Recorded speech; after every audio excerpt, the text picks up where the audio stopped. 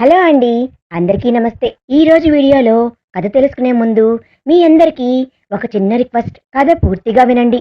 కథ మీకు నచ్చితే లైక్ చేసి మీ విలువైన అభిప్రాయాన్ని కామెంట్ రూపంలో తప్పకుండా తెలియజేయండి. మరిన్ని ఇలాంటి ఇంట్రెస్టింగ్ స్టోరీస్ కోసం మన ఛానల్ని సబ్స్క్రైబ్ చేసుకోండి. ఇక లేట్ చేయకుండా మనం కథలోకి వెళ్ళిపోదాం. శామ్ తినుమను అన్నాడు. ఏంటి తినేది? నాకు ఇవన్నీ వద్దు అంది. మరి ఏం తింటావో చెప్పు అన్నాడు. మీకు ఏమిష్టం ఇందులో అంది. పెసరట్టు ఉప్మా అన్నాడు. సరే అని అన్ని టిఫిన్స్లో పెసరట్టు ఉప్మా తీసుకొని తింటుంది. శామ్ అది చూసి మనుతో ఓయ్ నీకు నచ్చింది తినొచ్చు కదా అన్నాడు. నాకు కూడా అదే ఇష్టం శామ్ సార్ అంది. అవునా, నేను తినిపించినా నీకు అన్నవుతాడు. మను శామ్ కళ్ళలోకి చూసి చిన్నగా స్మైల్ ఇస్తుంది. శామ్ మనుకు తినిపిస్తాడు. శామ్ సార్ ఇవన్నీ తెప్పించారు, వేస్ట్ కావా అంది. ఏం కావు, దా వెయిటర్ ఇవన్నీ ప్యాక్ చేసి ఇవ్వు అని అన్నాడు. శామ్ సార్ ఏం చేస్తారు ఇవన్నీ అంది. మను ఆకలి చావులు జరుగుతున్న దేశం ఇది. మనం అందరి ఆకలిని తీర్చలేము, కానీ మనకు చేతనైన సహాయం చేయవచ్చు. పదా చూపిస్తాను అని ఒక స్లమ్లో ఉన్న కొంతమందికి పంచి అక్కడి నుండి హాస్పిటల్కి తీసుకుని వస్తాడు. పవి, సాహిద్, ఆకాంక్ష్ ఐసీయూ బయట మాట్లాడుకుంటూ ఉంటారు. మను కంగారుగా ఏమైంది అంది. ఏం లేదు మను, ఆంటీ మళ్ళీ స్పృహ కోల్పోయారు. బ్రీతింగ్ ప్రాబ్లం వచ్చింది ఇప్పుడే అంటుంది పవి. వాట్ అని ఆశ్చర్యపోతుంది. అవును మను, ఆంటీకి కొంచెం బ్రీతింగ్ ప్రాబ్లం వచ్చింది, బట్ అంత సీరియస్ కాదులే, ఏజ్ ఎక్కువ కదా, కొంచెం ప్రాబ్లం అవుతుంది. నువ్వు డాక్టర్ విరా, అంత టెన్షన్ పడకు, ధైర్యంగా ఉండాలి అని అంటాడు ఆకాంక్ష. అక్కి ఆంటీకి డేంజర్ ఏం లేదు కదా అంది. ఏం లేదు మను, జస్ట్ ఆమె ఏజ్ తట్టుకోలేకపోయింది ఈ సర్జరీకి, సో కొంచెం కాంప్లికేషన్స్ ఉంటాయి. నువ్వు ఆంటీ దగ్గరే ఉండటం మంచిది మను అన్నాడు.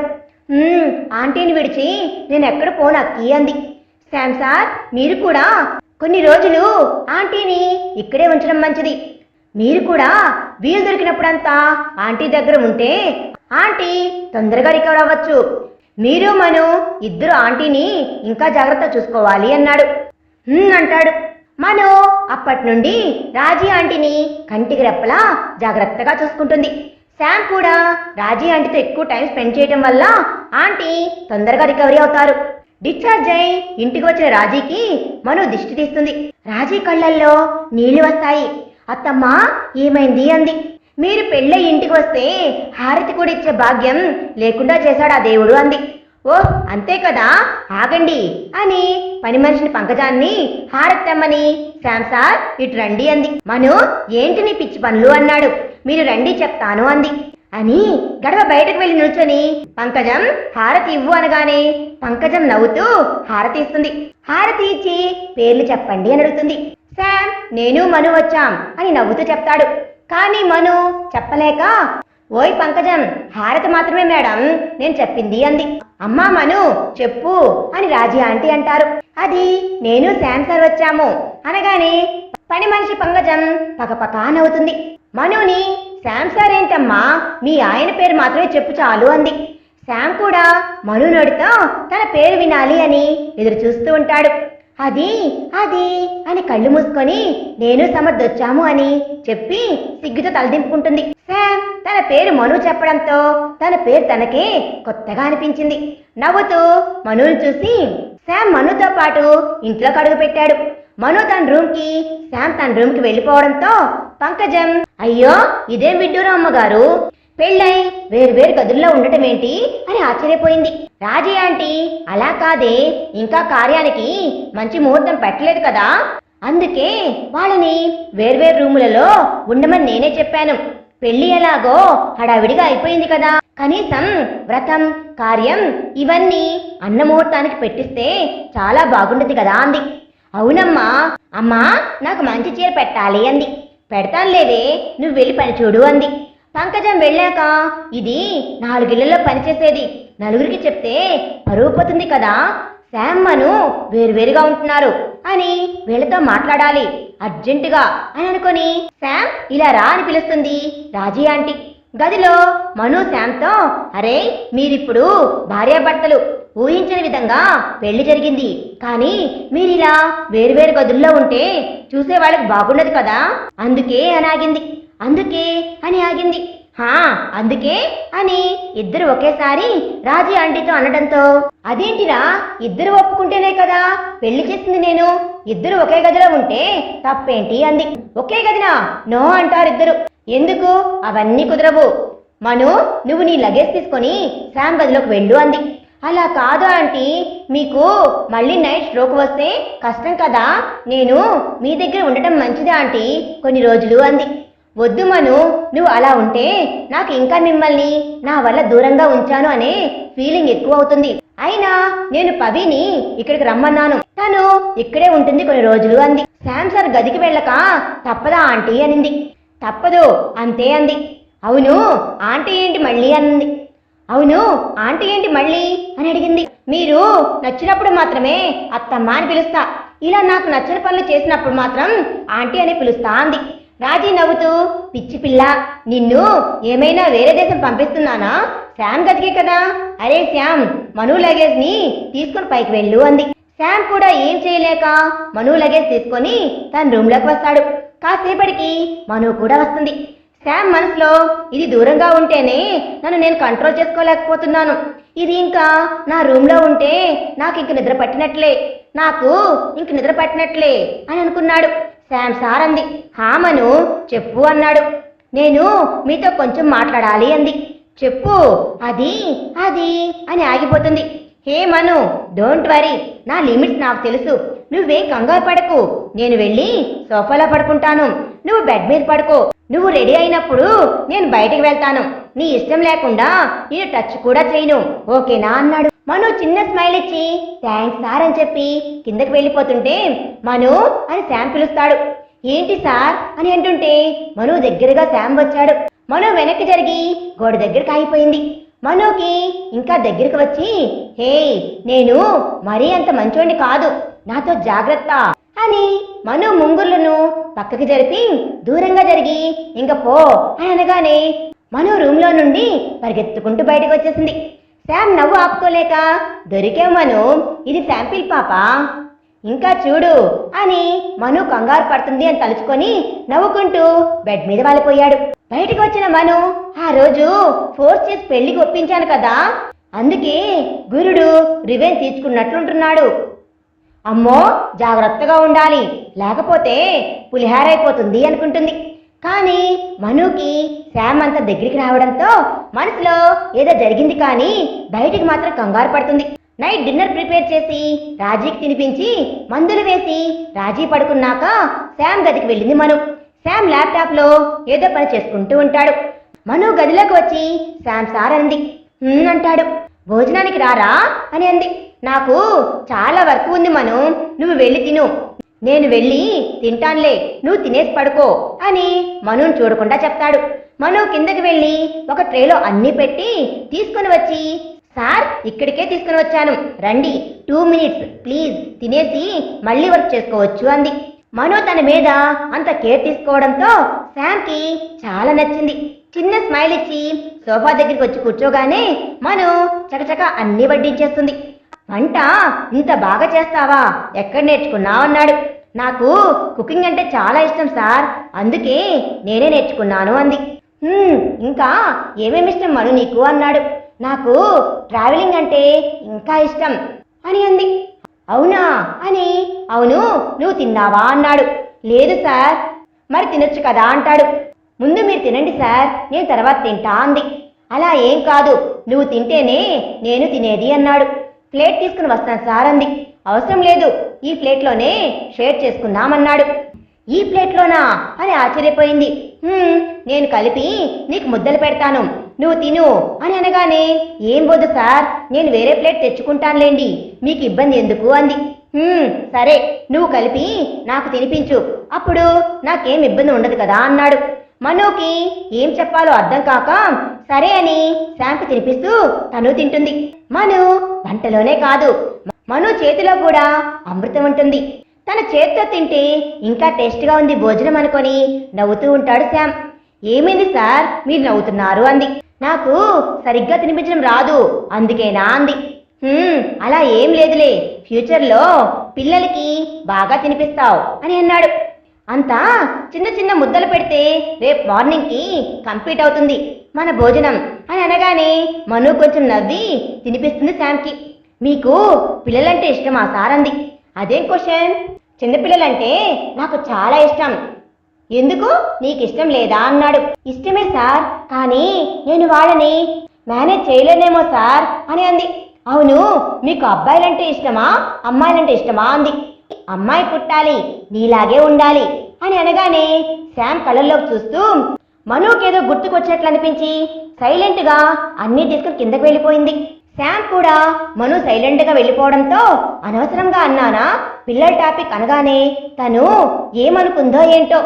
ఛా శామ్, నీకు కొంచెం కూడా బుద్ధి లేదురా అనుకున్నాడు.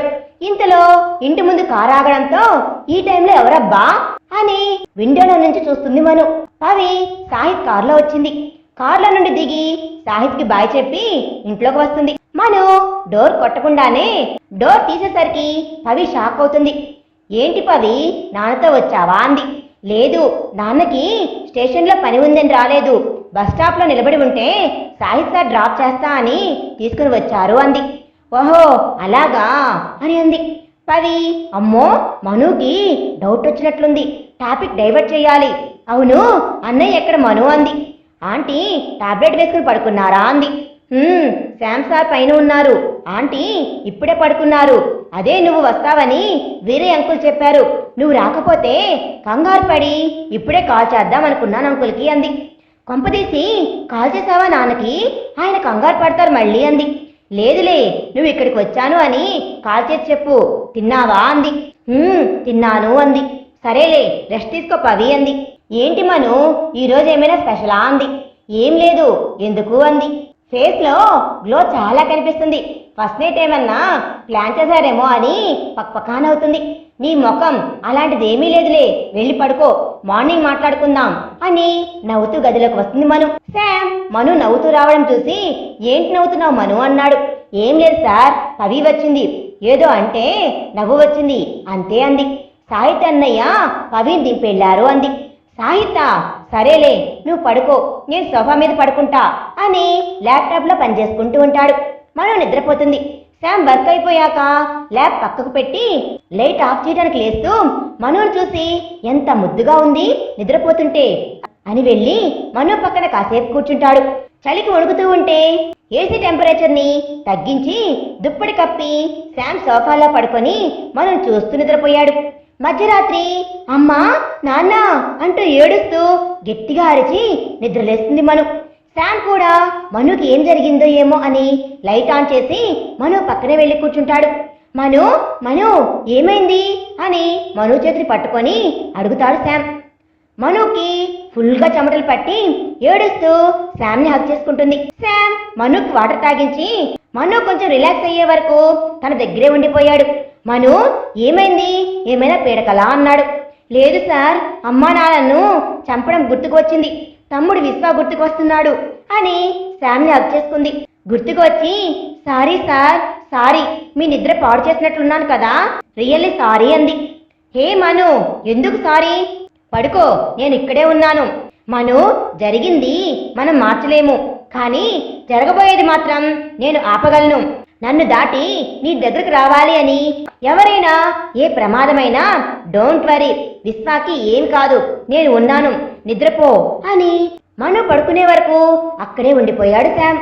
మను నిద్రపోయింది అని లేవబోతుంటే శామ్ చేతిని మను పట్టుకొని ఉండడంతో శామ్ మను పక్కనే పడుకుండిపోయాడు.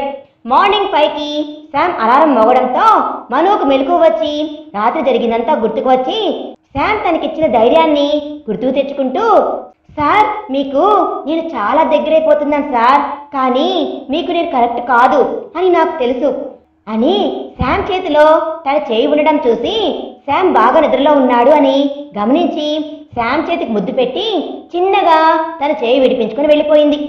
మను వెళ్ళగానే నవ్వుతూ నిద్రలేచిన శామ్, పాపా నీకు ఇష్టం లేకుండా ఫోర్స్తో ఈ పెళ్లి జరిగింది అనుకున్నాను, నీకు నేనంటే ఇష్టమే అన్నమాట, చెప్పిస్తా చెప్పిస్తా చూడు, నీతోనే చెప్పిస్తా అని లేచి జాగింగ్కి బయలుదేరతాడు.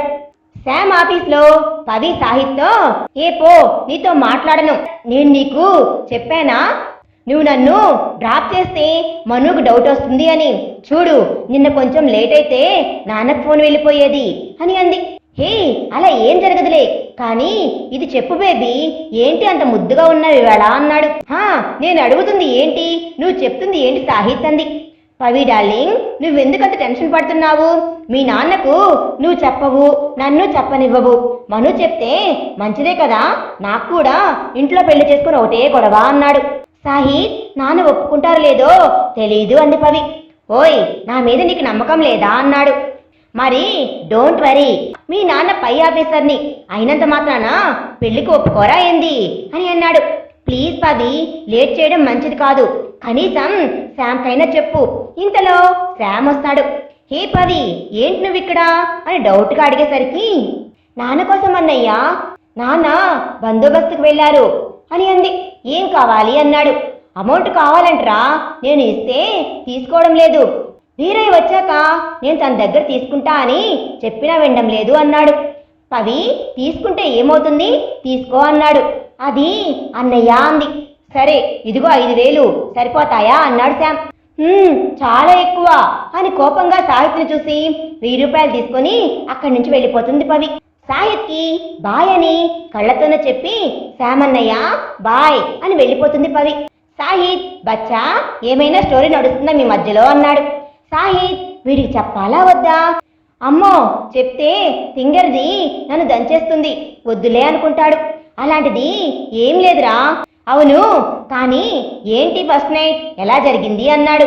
ఆ కళ్ళు చూస్తే తెలుస్తుందిలే అంటాడు. ఫస్ట్ నైటా అని ఆశ్చర్యపోయాడు శామ్. అవును, నిన్న మీకు ఫస్ట్ నైట్ ఏమో కదా, ఆంటీ కూడా వచ్చారింటికి అన్నాడు. నాకు అంత సీన్ లేదులేరా, మనుకి నేనంటే ఇష్టమే, కానీ దానికి నన్ను ఎవరైనా ఏమైనా చేస్తారో అనో, లేకపోతే తను నాకు కరెక్ట్ కాదు అనో దాని బాధ, కానీ దగ్గర మాత్రం అవ్వట్లేదు అన్నాడు. అయ్యో శామ్, సొంత పెళ్ళాన్ని లవ్లో పడేయాలి అన్నమాట. నువ్విప్పుడు ఈజీగా దొరికితే థ్రిల్లేముంటుంది? మా సిస్టర్ గట్టిదిలా ఉంది, కానీ మీ పేరు చాలా బాగుంది అన్నాడు. అవునా, సరే, మినిస్టర్ మోహన్ చంద్ర ఫైల్ ఇవ్వు.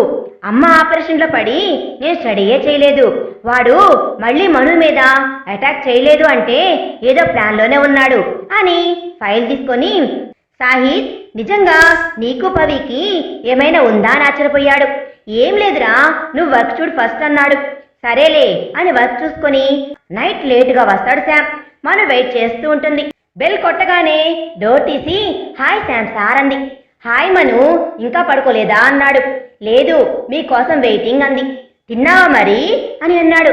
లేదు సార్, వెయిట్ చేస్తున్నా అంది. పద, నాకు బాగా నచ్చింది అన్నాడు. ఏంటి అని ఆశ్చర్యపోయింది. నీ వెయిటింగ్ అన్నాడు. సార్ అని అంది. ఈ సార్ అంటాం మాత్రం నచ్చలేదు నాకు అంటాడు. మను నవ్వుకుంటుంది. భోజనం దగ్గర మను స్పూన్తో తినటం గమనించి, మను ఏమైంది నీ చేతికి అన్నాడు. అది ఆనియన్స్ పోస్తుంటే తెగింది సార్, కొంచెం పెయిన్గా ఉంది, అందుకే స్పూన్తో తింటున్నా అంది. స్పూన్తో తింటే తిన్నట్లు ఉండదు, కానీ నేను తినిపిస్తాను రా అంటాడు. అయ్యో, అదేం వద్దు సార్ అని అంది. తింటావా, నన్ను లేచి వెళ్ళిపోమంటావా అన్నాడు. తింటాను అని అంది. శామ్ తనకు తినిపిస్తుంటే మనుకి ఏదో తెలియని ఆనందం. శామ్ కూడా నవ్వుతూ, మను సాహిత్యం అడిగాడు తెలుసా అన్నాడు. మీ ఫస్ట్ నైటా నిన్న అని అన్నాడు. ఇదే మ్యాటర్ నిన్న పవి అనడంతో తనకు పవి సాహిత్ లవ్ లో ఉన్నారు అని అర్థమై ఇబ్బంది పడుతూ కళ్ళు కిందకి దించి, మరి మీరేం చెప్పారు అంది. ఏం చెప్పాను అనుకుంటున్నావు అని ఆలోచిస్తూ ఉంటాడు. అంతలా ఆలోచించి బ్రెయిన్ పాడు చేసుకోకు, మనకు ఉన్నదే కొంచెం అని అన్నాడు. సార్ అని అంది. నాకు అంత సీన్ లేదు అని చెప్పానులే అని ప్లేట్ పెట్టేసి రూమ్లోకి వెళ్ళిపోయాడు. మను మనసులో, సార్ మిమ్మల్ని పెళ్లి చేసుకొని మీకు పెద్ద శిక్ష వేస్తున్నట్లున్నాను కదా సార్ అని అనుకొని రూమ్లోకి వెళ్ళి శామ్తో సారీ సార్ అని చెప్పింది. శామ్ దగ్గరికి వచ్చి మను చేయి పట్టుకొని మనుని దగ్గరికి లాక్కునేసరికి మనుకు చెమటలు పట్టేస్తాయి, మాటలు కూడా రావడం లేదు. సారీ ఎందుకు చెప్పావన్నాడు. అది నన్ను పెళ్లి చేసుకొని మీరు అని మను కళ్ళ నిండా నీళ్లు తెచ్చుకునేసరికి మను ఐ లవ్ యూ అన్నాడు. మను నిన్నేనే ఐ లవ్ యూ చెప్పాను నేను అన్నాడు. మను సైలెంట్గా వెళ్ళిపోతుంటే మనుని ఇంకా దగ్గరగా లాక్కొని మను నుదుటి మీద ముద్దు పెట్టేసరికి మను అలాగే నిలబడిపోయింది. శామ్, మను, నీకు కావాల్సినంత టైం తీసుకో. బట్ నాకు తెలుసు నీకు నేనంటే ఇష్టము అని. మనుకి దూరంగా జరిగి పో పడుకో అని అన్నాడు. పిచ్చి పిచ్చి ఆలోచనలు ఏం పెట్టుకోకు. నీ వల్ల నేనేం బాధపడలేదు, బాధపడను కూడా. ఇదిగో ఇలా నువ్వు ఏడిస్తేనే నాకు బాధగా అనిపిస్తుంది. ఇంకోసారి ఏడవకు, ఓకేనా? పో నిద్రపో అన్నాడు. పడుకున్న ఒక 2 గంటలకు మనుని ఎవరో లేపినట్లు అనిపించింది. కళ్ళు తెరిచి కెవ్వుమని అరిచేసరికి ఇంట్లో ఉన్న పవి, రాజీ ఆంటీ అందరూ లేచి పైకి వచ్చారు. వాళ్ళు వచ్చేసరికి మను అతన్ని హక్ చేసుకొని రూమ్లో చిందులు వేస్తూ ఉంటే పవి, రాజీ ఆంటీ ముఖాలు చూస్తూ ఉన్నారు అర్థం కాక. మరి తర్వాత ఏం జరిగింది అనేది మనం నెక్స్ట్ పార్ట్లో తెలుసుకుందాం. ఈ వీడియో కనుక మీకు నచ్చినట్లయితే ప్లీజ్ లైక్ చేయండి. కొత్తగా మన ఛానల్ ఎవరైనా చూస్తున్నట్లయితే సబ్స్క్రైబ్ చేసుకోండి.